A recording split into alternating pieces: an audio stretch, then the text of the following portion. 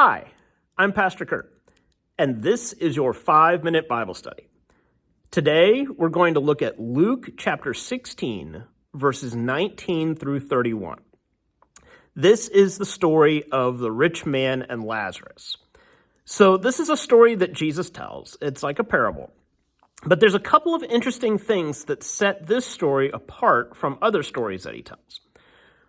First of all, what's the plot of the story? Before we get into the details, let's summarize what's going on. In this story, Jesus talks about this rich man who had these wonderful clothes and who feasted sumptuously all the time. He's a really rich man. Well, living right outside his gate is this poor man named Lazarus, who's covered in sores, who has nothing to eat. Even the dogs come and lick his sores. So this very big chasm here between these two guys. One is very, very rich and one is very, very poor. Well, they both die. And Lazarus is taken to the bosom of Abraham. Heaven, right? Then the rich man dies and he goes to Hades. Now, this is not hell. Hades is a Greek term for the underworld, right? The place of the dead. What's interesting here is that after they die, they can still see each other. When the rich man dies, he's experiencing all this fire and all this suffering, and he sees Lazarus with Abraham in this paradise. And he tries to command Abraham to send Lazarus with a little bit of water, just on the tip of his finger, a little bit of water, to cool the rich man off. Well, Abraham says, no, that can't happen. There's this giant chasm between us, and nobody can cross from one side to the other. The rich man then says, okay, well, if he can't help me, then send him to my brothers and have him warn them about what happens here. Abraham said, they have Moses and the prophets. They should listen to them. The rich man says, but they'll listen if somebody comes back from the dead. Abraham says, if they don't listen to Moses and the prophets, they're not going to listen to somebody coming back from the dead. There's all kinds of important details in this story. First of all, this is the only parable Jesus tells in which one of the characters is given a name, Lazarus. The name Lazarus is a variation of Eliezer, and it means God is my help, which we see playing out in this story. The rich man is not given a name, which is interesting because back then and in our day, people with a big name or people with a known name are usually the people who are rich, but not in this case. In this case, it's flipped around. The rich man is anonymous.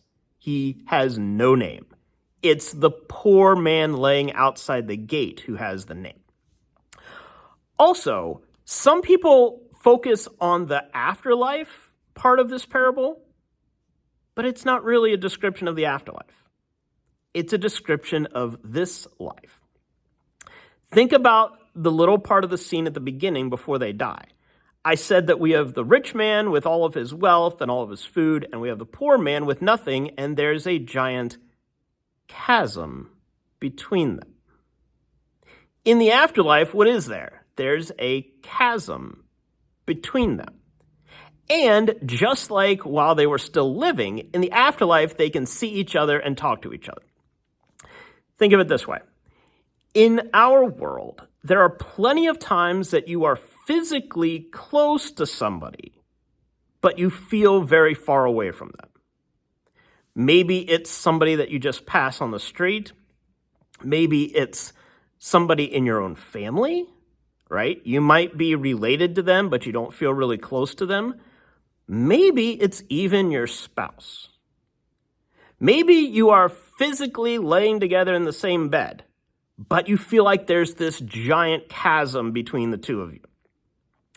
In the case of Lazarus and the rich man, there is a giant chasm between them.